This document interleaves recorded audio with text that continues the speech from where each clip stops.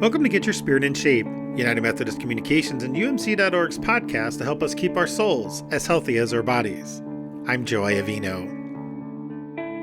My guest today is Kathleen Griffith, who works with the General Board of Global Ministries of the United Methodist Church as the interim Global Health Team Lead and the Program Manager for Maternal, Newborn, and Child Health. In this conversation, we talk about the amazing work the United Methodist Church is doing around the globe to help ensure the health of all people. And we talk about how health isn't just about our physical health, separate from our spiritual health, separate from our mental health, but how all three of those are related, and how we in the new year ahead can be mindful of our health in a holistic way. Kathy, welcome to Get Your Spirit in Shape. Thank you so much, Joe, and a very happy new year. Yeah, happy new year to you too. I've been aware in 2020, global health issues took center stage for a lot of us, right? With coronavirus and COVID-19. And this is the type of work, though, that you and your colleagues do all the time. Certainly not new to you. So can you tell me a little bit about the work of the global health team? For sure, Joe, I'd love to. I know that this podcast probably isn't long enough for all of us, but the Global Health Unit, part of Global Ministries, is committed to implementing the global health focus of the United Methodist Church. And many of the listeners will remember the Imagine No Malaria initiative that went on for 8 years. And in 2016, after a church-wide survey, it became the Abundant Health Initiative that embraced malaria, but so much more, with a partnership with Every Woman, Every Child, in which we committed to reach 1 million children and pregnant women with lifesaving interventions. And thank God, we achieved that goal at the end of September, at the end of the third quarter. So what we do is very focused. We have several programs through which we work, but those programs overlap and integrate with each other. There are overseas programs and programs within the United States. Internationally, we work with health system strengthening, so strengthening the denominational hospitals and health systems, because all are connected to communities for quality of care, for supply, for equipment, for infrastructure. Imagine No Malaria continues because this is still a killer disease. HIV continues because this is a chronic illness and also a killer disease. And maternal, newborn, and child health, which is actually a marker of a country's health status. And that's the HIV and maternal, newborn, and child health on my portfolio. Here in the United States, we've done a lot with non-communicable diseases. That includes substance use disorder, mental health, and the care of children, care of veterans, care for people living on the margins, care for people who haven't got enough food. So it's pretty integrated, and it's body, mind, and spirit. Yeah, can we talk about that for a minute? Because a lot of times I feel like one of the first reactions that we have when these things happen is like, why is the church involved in healthcare issues? It feels like that should be somebody else's work. So tell me about that a little bit. How's the body, mind, and spirit? Why does that matter? Okay. Well, first of all, let me say that most mission initiatives have begun or have been made successful through having health and education. So that's one of the reasons why we have more than 300 health facilities in sub-Saharan Africa. Wow. When one is unwell, one's whole being is affected. When one is mentally unwell, one's whole being is affected. When one is spiritually unwell, one's body and mind are affected. We are such integrated beings. We go together. So what we've been promoting, for example, we work in hospitals. So we invite everyone. So there is no exclusion. That's very important. Social care. We are working very hard with respectful, dignified care so that every patient knows that they are somebody. That's much more than physical care. We have hospitals with chaplains and district superintendents who visit hospitals. That's spiritual care. So in our actual hospital work, we are trying to engage people at all three levels, also in the community, working through the churches, and not just the Methodist Church. We have community health workers from multiple denominations to help us to work together. Here in the United States, where we engage with congregations and the community, it's the same. We want to engage at every level. So the outreach, the mission is to the congregation, but it's also to the community for a sense of community. We all need to belong. And that's part of our holistic health and how we can connect to each other. I could say much more, but perhaps I should stop there. Well, I do want to hear a little bit more about the belonging part, about how that's part of the health care or the care of the whole human being. How does that work? Belonging is a basic human need. That's why families are so important. Yeah. People are very easily isolated. We are, for example, working at this time with dueling pandemics, HIV and COVID-19. And both of them cause isolation because we're living in isolation. But there's also a huge amount of stigma. At the beginning of the HIV pandemic, up to today, although in many places it has changed, in different parts of the world, a family will make their relative living with HIV live outside or will have nothing to do with them. Mm-hmm. People die from loneliness. Perhaps people die more from stigma than they die from the actual disease if they can access treatment. This sense of belonging, I've used two extreme examples, is important to being alive. In Africa, we have a saying, I'm from Zimbabwe originally, we talk about Ubuntu. I am because we are. We are so interdependent. And part, for me, of this abundant health initiative that we've been working on for the last 4 years is this very important engagement between health facilities and community, between churches and the community, between community and community, and the sense of acceptance, the sense of breaking down the us and the them, because we belong to each other and each one has infinite value and something to offer.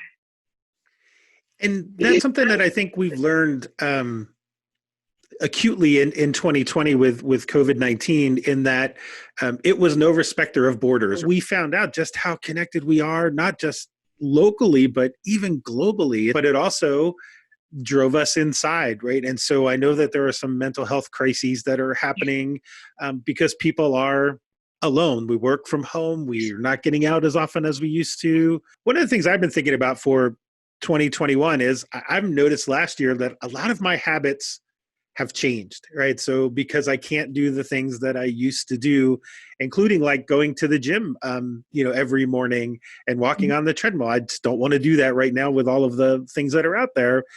So as I start the new year, I want to become more mindful of my physical health again. Do you have any thoughts or tips or advice that would help me with that as I go forward? I can only say what I do. I'm hoping that we will be working on some tools that we can promote for this kind of thing. But I work day by day in our study spare room, and I at one time set the alarm on my phone so that I would get up from my desk every hour and simply walk from this room to the kitchen and back. Yeah. It's very important physically to get a drink of water. I can overload on coffee, and yes, even more for me, the big tea. But to get a drink, to drink water, not to go and snack, but to get a drink and to come back to my desk. So that gives me a mental break, a physical break, and a rehydration break. Physically also, another very important part of life for me is to leave my desk on time. It's very easy in this time, and COVID is going to overlap into 2021. It's easy for me to stay at my desk for hours longer than I should. My husband tells me the work is always going to be there. And so I'm telling you, Joe, the work is always going to be there. Yeah. So now I've set my alarm for 5 o'clock every evening. So that gives me 1 hour to prepare for tomorrow, the next day, and then go back and finish the last things I was working on to be finished by 6 p.m. It hasn't quite worked as it should yet, but I'm working towards it.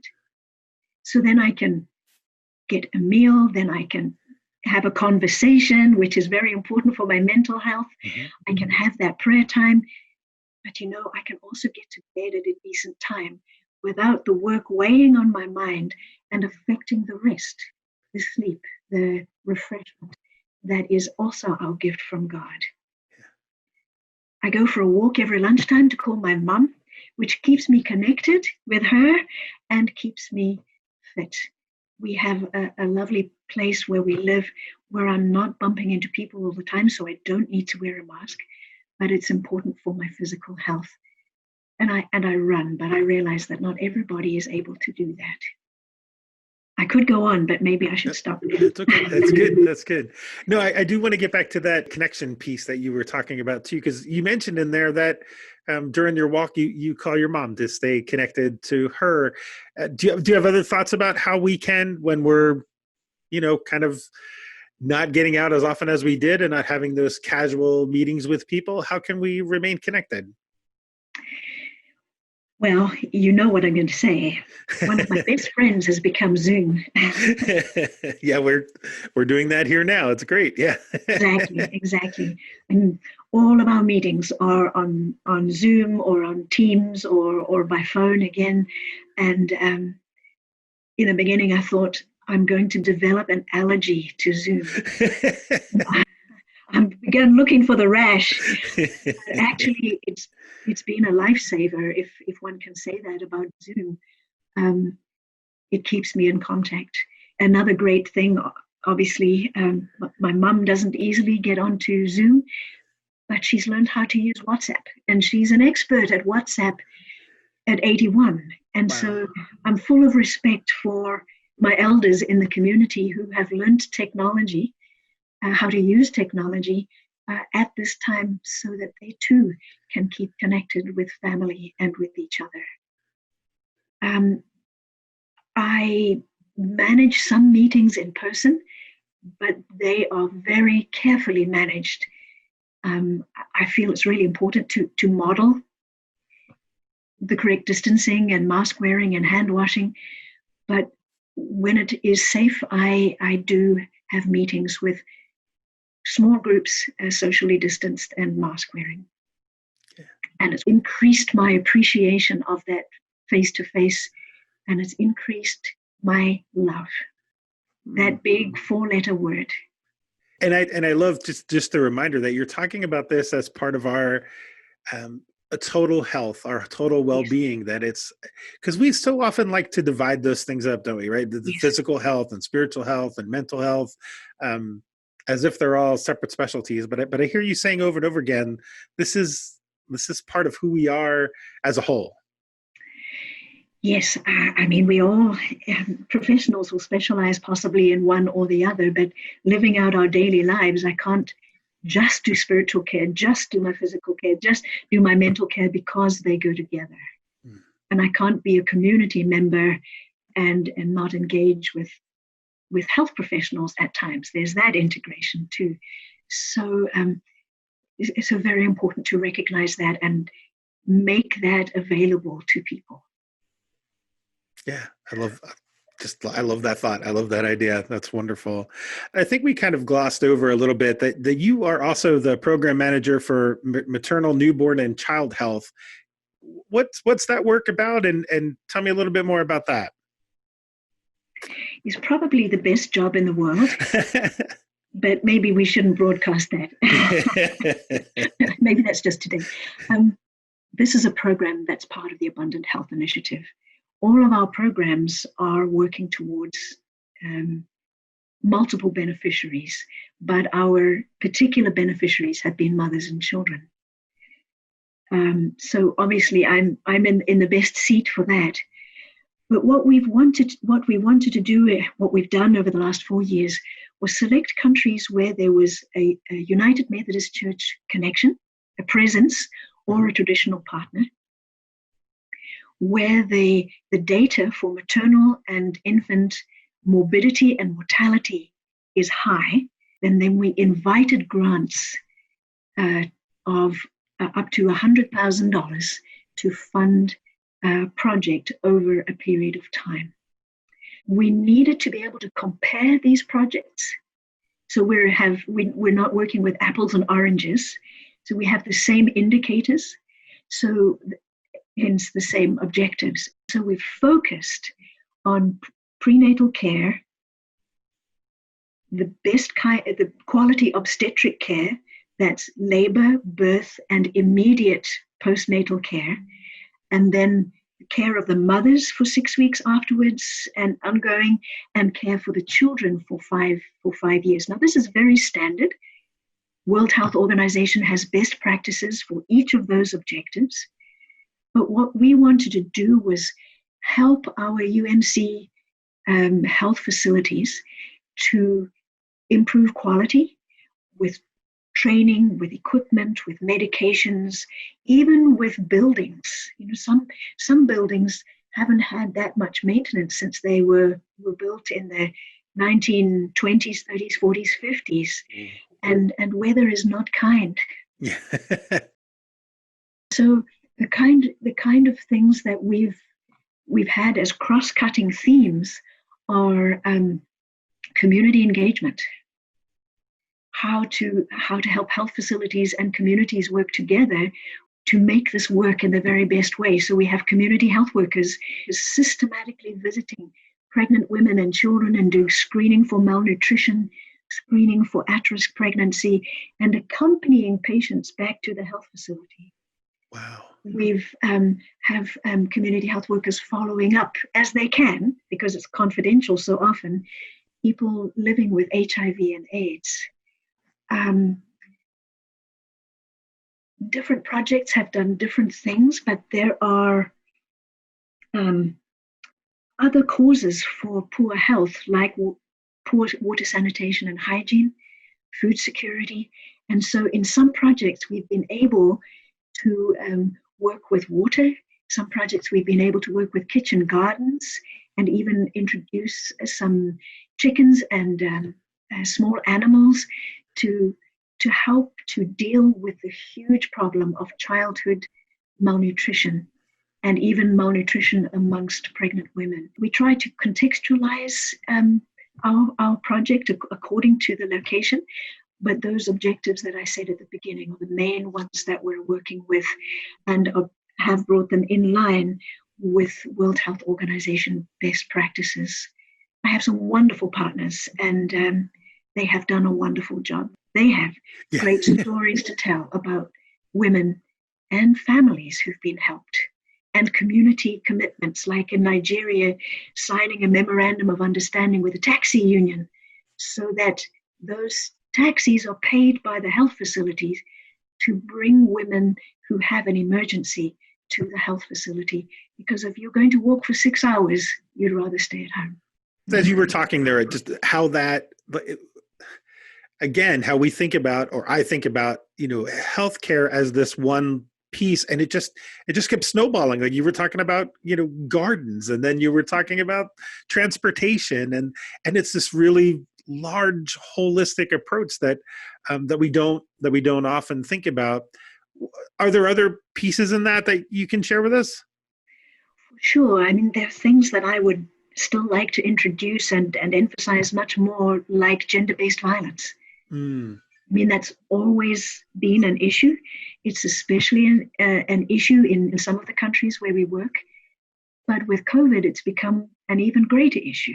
HIV is also a huge concern. I believe that with COVID, there's been an increased incidence of HIV infection, although we don't know because many of our counseling and testing services have had to decrease because, number one, people don't have access because they can't get there, or there's a limited supply, or there are no staff, or governments have had to make choices about what they can pay for at this time of the pandemic. So that's a very big issue that I want to learn more about responding to at this extraordinary time. But of course, it's very well documented how education makes young women empowered. So that's a very, very, very important part of health, and health for future generation is to help young women get to school. So menstrual hygiene management, as well as water sanitation and hygiene, is something that is not yet included in our programming, but I'm very interested in embracing partners who would help us to include that. Yeah. So interesting times. There's always something more to discuss, to think about, to embrace. Yeah, I just want to alert the people that are listening that on the notes page of this, I want to put a link to another podcast that we did, I don't know, maybe 3 or 4 years ago, where we talked about some of these issues with water sanitation and menstrual hygiene, and some of the things that become barriers to especially young girls becoming educated and empowered. Also, I heard you talk about, I'm not sure we're all aware of this, is that there are United Methodist health clinics around the world. Where are some of the countries where you guys are working with those health clinics? Chiefly at this time, we're working in sub-Saharan Africa. So let me see, Sierra Leone, Liberia, Nigeria, Democratic Republic of Congo,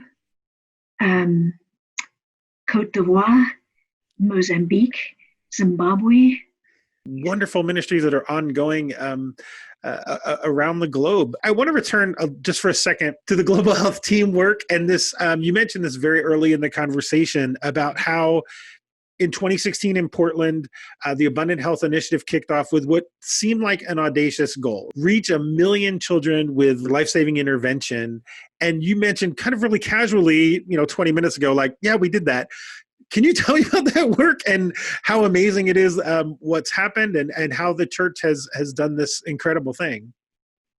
Well, first of all, a huge thanks to the thousands of people who donated towards the Abundant Health Initiative Advance to make this possible. This makes it teamwork. This means that every dollar has not only gone towards impacting our work overseas, but has gone towards work here in the United States. Yeah. And that's very important for people to know. The data we have includes the United States. So how did we do this? Well, we began with a little bit of trembling and audacious hope.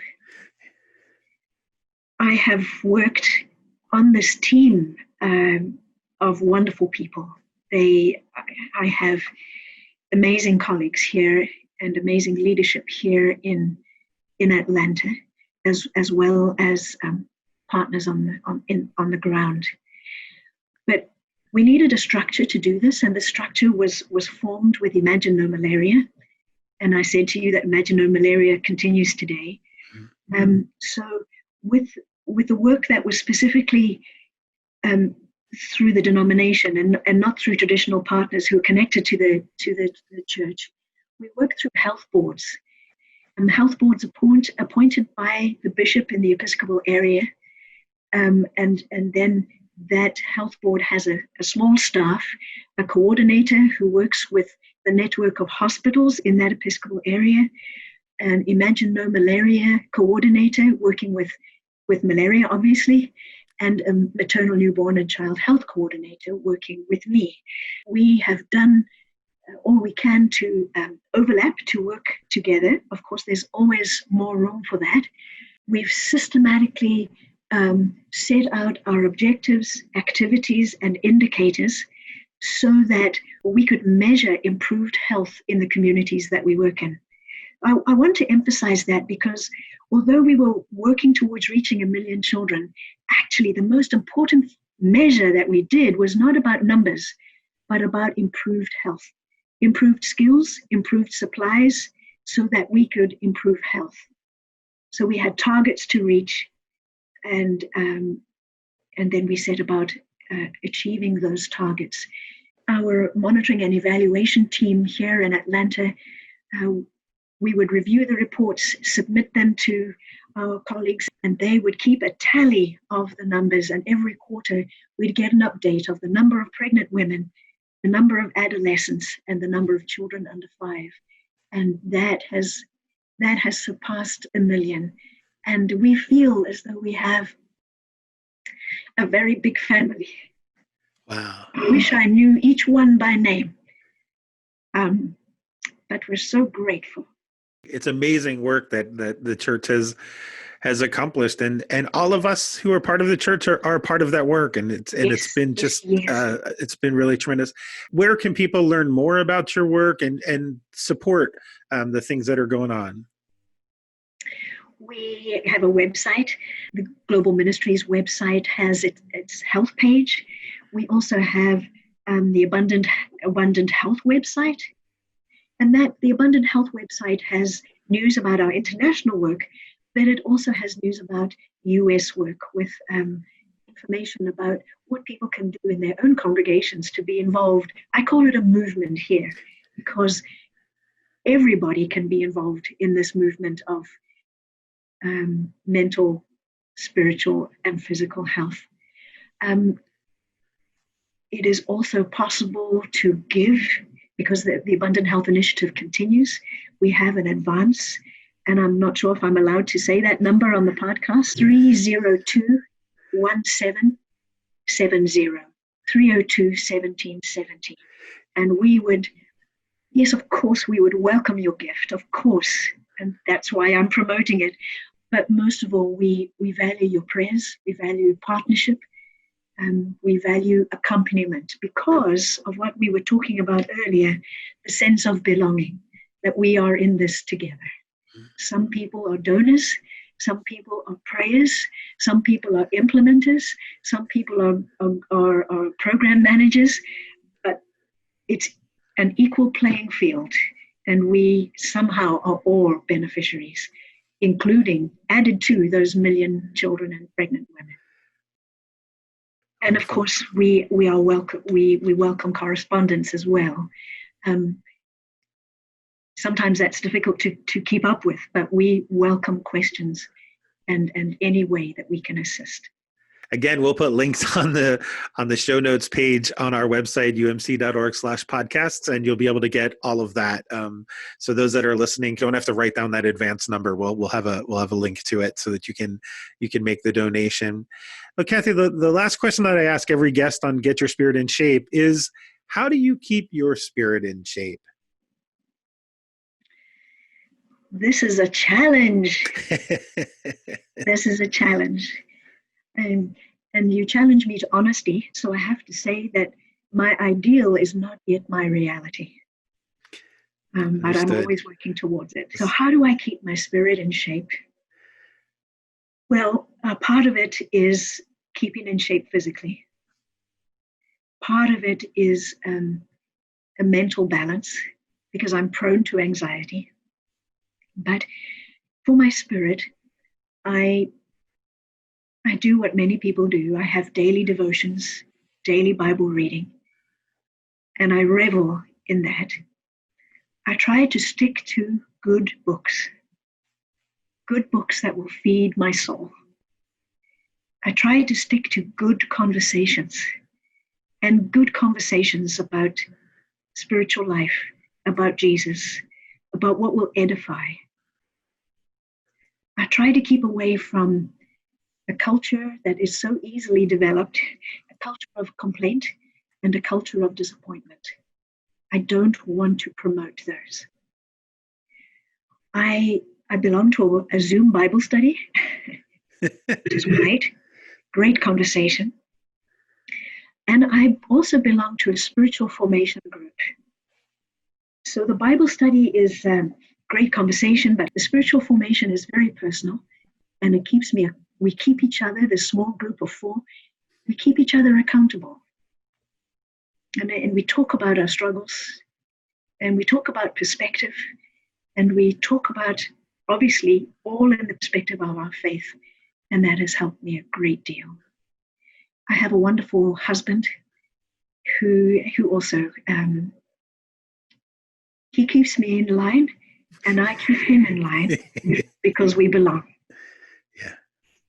Yeah, you kind of brought it full circle, right? It's not just spirit, but it's body, mind, and spirit, that we need to keep all of our, all of that together. And I love that idea of the good books and the good conversations and staying away from the culture of complaint. Thank you so much for sharing that. Kathy, I just want to say thank you for your time today. I have so thoroughly enjoyed this conversation, meeting you and learning about your work. But I also want to say thank you for your service to Christ and the church, for all you do to lead these teams that provide life-saving and life-changing assistance to people all around the world. Thank you. Thank you, Joe. Thank you for your hospitality. I want to say that my part is very small. We lead as a team from Atlanta. I have wonderful colleagues and at leadership, and wonderful colleagues overseas. And it's a very humbling privilege I have. And thank you for letting me explain as you have. Thank you so much. Yeah. Blessings on you. Blessings and Happy New Year. Thank you. Happy New Year, Joe. That was Kathleen Griffith, the Interim Global Health Team Lead and the Program Manager of Maternal, Newborn, and Child Health with the General Board of Global Ministries of the United Methodist Church. To learn more about the work of the Global Health Team, go to umc.org/podcasts and look for this episode of Get Your Spirit in Shape. We've put some links on the page to the podcast I mentioned in the conversation, to other helpful resources to learn more about the issues that we discussed, and also a place where you can learn more about the Abundant Health Initiative and how you can support them with your prayers and your donations. Thank you so much for listening, and Happy New Year. I'll be back soon with another conversation that will help us keep our souls as healthy as our bodies. I'm Joy Avino. Peace.